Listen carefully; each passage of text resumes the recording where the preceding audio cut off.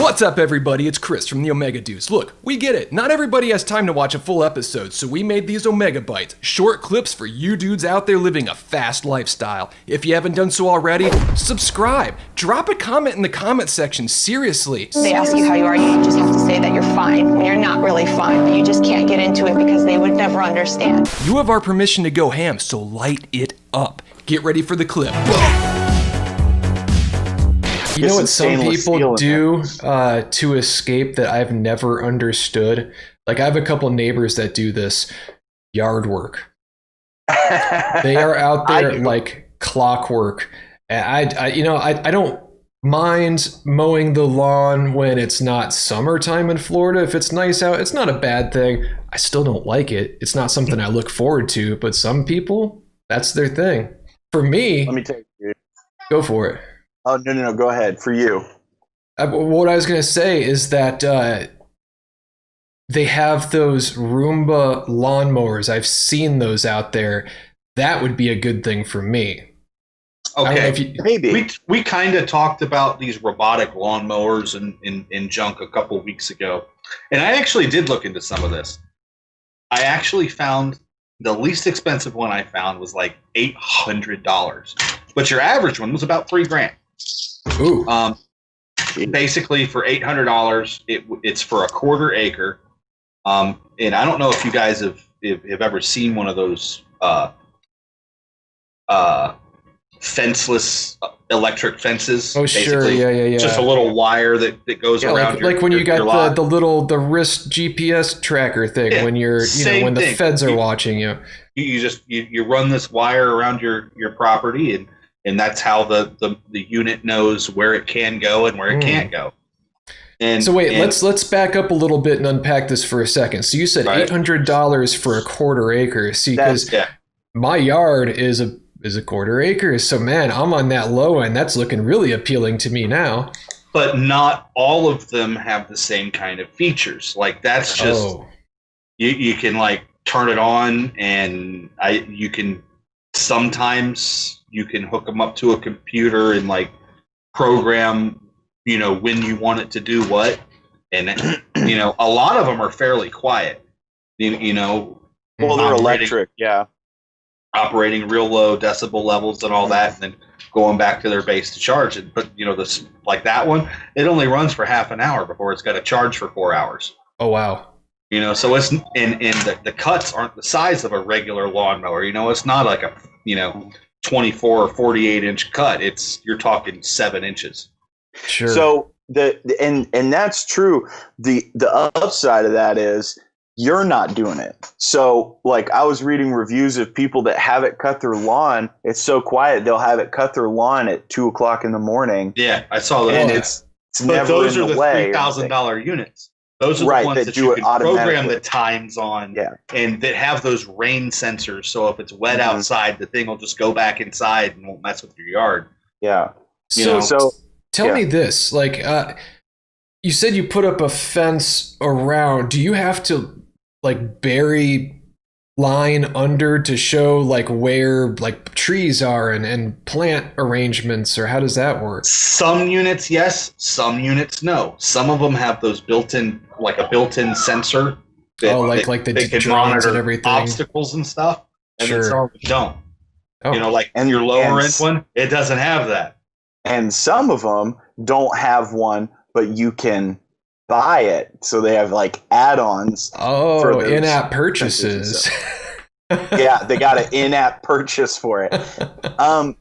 Most of the ones that I've seen, there's a lot of mixed reviews. The one that I've seen like the most like kind of consistent reviews of the ones that I've looked at is called a Gardena is the name, and it's a robotic lawnmower.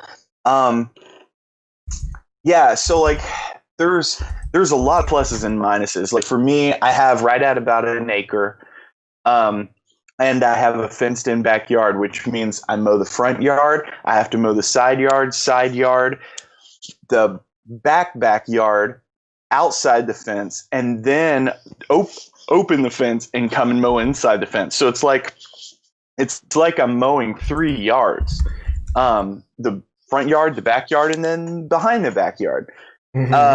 With something like this, I couldn't, for what they have now, it wouldn't work for me.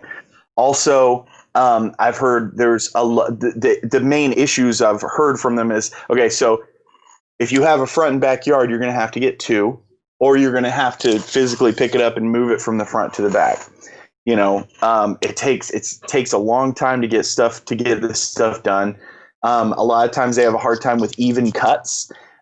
Because going over, you pretty much have to have perfectly flat yard. You can't have a slopes and stuff. They'll say that they can go up and down slopes fine, but I've seen a lot of bad reviews on them saying now, that being said, I did some looking at. Well, yeah, I didn't see the one you were talking about. The ones I saw were the better one. The highest rated reviews were the Husqvarnas. I don't even know if I'm saying that right. But like every other robotic lawnmower out there could only do like a 20-degree incline. This thing can do like a 70-degree incline or something ridiculous compared to everything else. The other thing about them, though, is $5,000. The other thing about them, though, is that they're so small and light, which is great. But they're so small and light, so like anything's gonna mess up the cut. Like if there's like a twig or a stick that's not big enough for them to sense it and like go around it or whatever, it could tear it up. It could do this, that. And so I've seen people get two, one for the front and one for the back. But there's definitely some work that needs to be done to improve the product, but hey, if your grandma lives down the road and you don't really have time to mow her lawn for her, and she can't mow it herself, and she's just got a little tiny lawn. Yeah, if she lives in one of these like little retirement communities or something where they literally have like 1/8 of an acre, just flat, perfect grass or whatever. The only thing I'd be worried about is that, running over that actual line that keeps it in, then you have this runaway mower that's just on the other side. That's not how that works. It's got like a distance to that wire that it will not cross. Okay, so you don't have to worry about it going over the wire. So it's like a passive wire, though. It's not an active wire. It's passive, and so if it breaks, it won't matter. I think if it breaks, you're. Well, I'm guessing you're screwed because your neighbor's Chihuahua chews through it. Next thing you know, a lawnmower's chasing it. My dog fence. Yeah. So when I ran over it with a lawnmower, off he went. That would definitely be a problem. And the other thing is, you've still got edging and you've still got weed eating that you got to deal with. If you got a fence and it goes along your fence, that's great. But you're still going to have tall grass right up in your fence. You're still going to have tall grass in the corners because it's not like a Roomba or a vacuum, like a floor vacuum for inside your house, where the little brushes can go out the edge so that it can get corners. That those blades got to stay underneath for safety reasons. And so you're still going to be out there weed eating. So there's definitely some things that they got to work on. But it's interesting. I mean, I paid $3,000 for my zero-turn riding mower.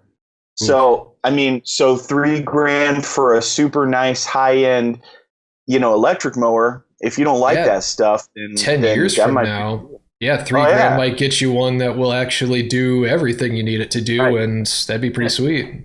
But in the meantime, Parrish can pop wheelies while he's drinking a beer. Golly, which sounds Chaz, like an accident waiting to happen. Chaz, you just get me, bro. Parrish can pop wheelies on his lawnmower, and it looks just like this. And boom!